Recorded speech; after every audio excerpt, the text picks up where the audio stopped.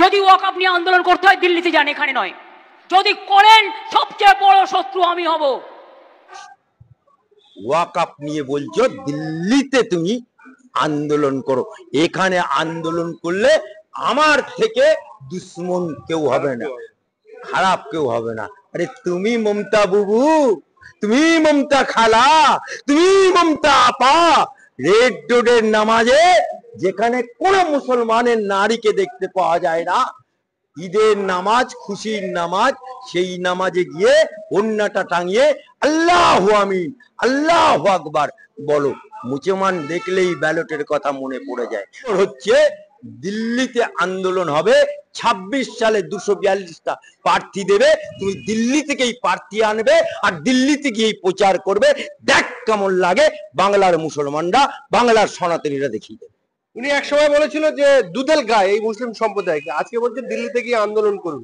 তাহলে কি এই তৃণমূলের বাহিনী, যেমন কিছু কিছু জায়গায় স্পেশাল বাহিনী দেওয়া হয়েছে, বাহিনী এবং প্রশাসনকে নিয়ে 26-এ ভোটে জিতে ক্ষমতায় আসার প্ল্যান করেছেন, সেই জন্য দুধেল গায়েদের বলছেন যান দিল্লি থেকে আন্দোলন। দেখুন, উনি বলেছিলেন দুধেল গাইদের লাত একটু একটু খেতে হবে, অর্থাৎ মুসলমানদের দুধেল গাই।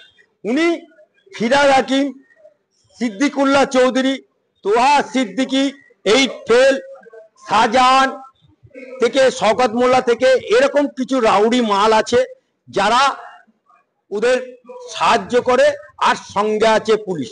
কিন্তু এটুকু জেনে রাখবেন, এবারে ইলেকশন রাষ্ট্রপতি শাসন জারি করেই হবে, তার জন্য প্রস্তুতি চলছে। 6 মাস আগে তো রাষ্ট্রপতি শাসন করতে হয়, তাহলে 6 মাস আগে করুক কি 3 মাস আগে করুক, সেটা রাষ্ট্রপতি বুঝে নেবে। রাজ্যপাল অলরেডি রেকমেন্ডেশন করে দিয়েছে, রাজ্যপাল বলে দিয়েছে, রেকমেন্ডেশন করে দিয়েছে, রেকমেন্ডেশন করেছে। রাজ্যপাল রাষ্ট্রপতি শাসন জারি করে না, রাষ্ট্রপতি করে, রাজ্যপাল রেকমেন্ডেশন করেছে। না, আপনি আইনজীবী হিসেবে কি মনে করেন যে রাষ্ট্রপতি শাসন? আমি জ্যোতিষীও না, আমি গণককারও না, আর আমি সিদ্দিকুল্লাহ চৌধুরীর মতো ফু দিয়ে বোতল ফাটায় না। বর্তমান বাংলার পরিস্থিতি হিসেবে, বাংলার পরিস্থিতি অতি গর্ব, অগ্নিগর্ব। আজকে ত্রাইতে রব করছে 26,000 চাকরি খেকো মুখ্যমন্ত্রী, বাংলার মুসলমানদের চাকরি নেই, বাংলার মুসলমানরা লেটেল বাহিনী হয়েছে। যারা তৃণমূলের পঞ্চায়েতের মেম্বার যারা মুসলমান আছে বা এমএলএ আছে, সব ঘুটে কুনের বেটারা মক্কা দেখে ফেলেছে। 2021-এর আঁকড়া দেখুন, 5 to 7% হিন্দু ভোট পেয়েছে, বাকি 100% মুসলমান ভোট পেয়েছে। আর মুসলমান ভোটে জিতে উনি ক্ষমতায় বসে আছে।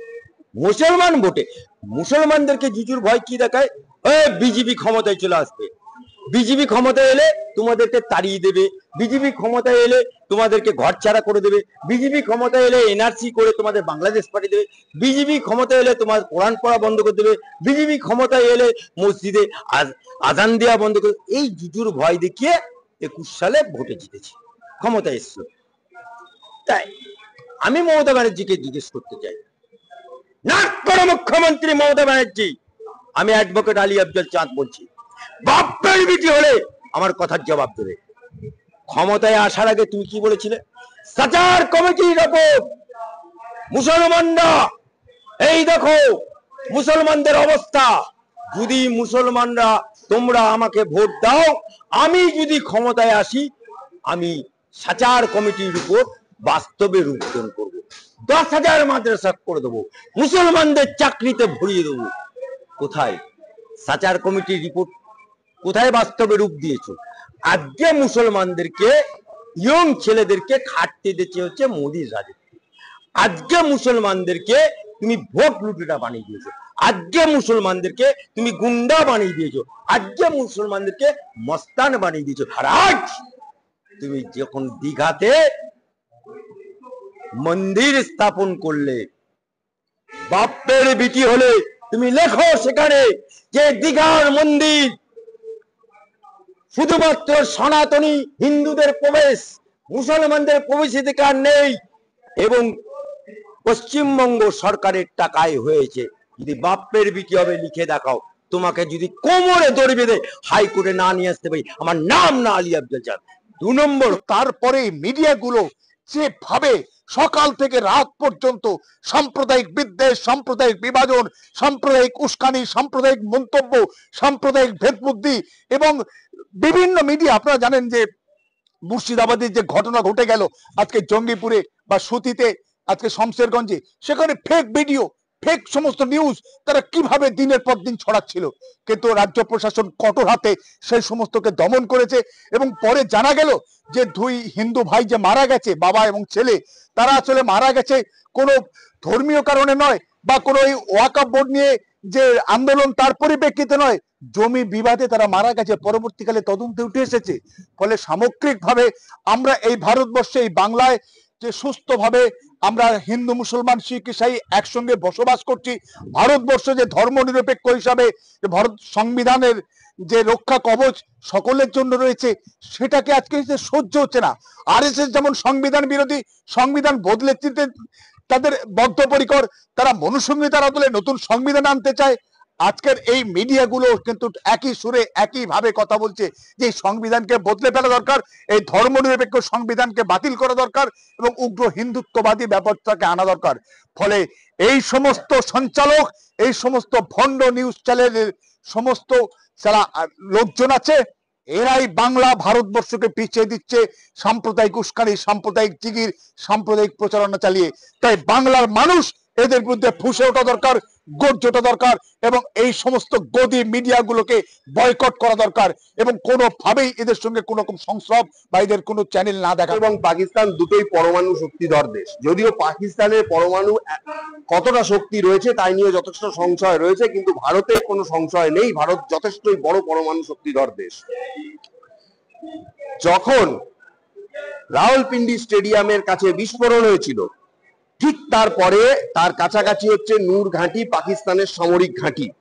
সেখানে যদি কোনো বিস্ফোরণ হতো, আমেরিকার ইন্টেলিজেন্স মনে করছে তাহলে পরমাণু চার্জও করতে পারতো পাকিস্তান, কারণ পাকিস্তানের আর কিছু করার থাকতো না। সুতরাং সেই বিষয় দিয়ে আমেরিকারা মধ্যস্থতা করার চেষ্টা করেছে।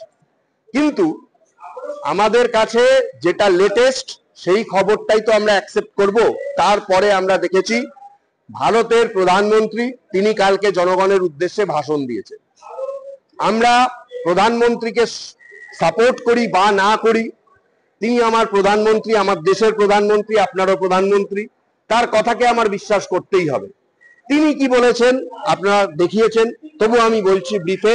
তিনি বলেছেন যে শত্রু দেশ এসে আক্রমণ করেছিল। আপনি যে কথাটা বললেন তার উত্তর আমি প্রধানমন্ত্রীর উত্তরের মাধ্যমেই দিচ্ছি, যে দেশের প্রধানমন্ত্রী বলেছেন শত্রু দেশ এসে যারা ঘুরতে গেছিল তাদের পরিবারের লোকজনদের, বিশেষ করে পুরুষদের, তাদের হত্যা করেছে। তারা স্বীকার করেছে তারা শত্রু দেশের জঙ্গি সংগঠন। তাদেরকে উপযুক্ত শাস্তি দেওয়ার ব্যবস্থা ভারতীয় সেনাবাহিনী করেছে। আবার পাকিস্তান যখন বলেছে যে তারা আর যুদ্ধ করতে চায় না, তারা শিক্ষা হয়ে গেছে, তারা ভবিষ্যতে সন্ত্রাসবাদ মুক্ত হবে, তখন যুদ্ধবিরতি ঘোষণা হয়েছে। তিনি আরো বলেছেন পাক অধিকৃত যে কাশ্মীর, পাক অধিকৃত কাশ্মীরকে বিষয়ে কথা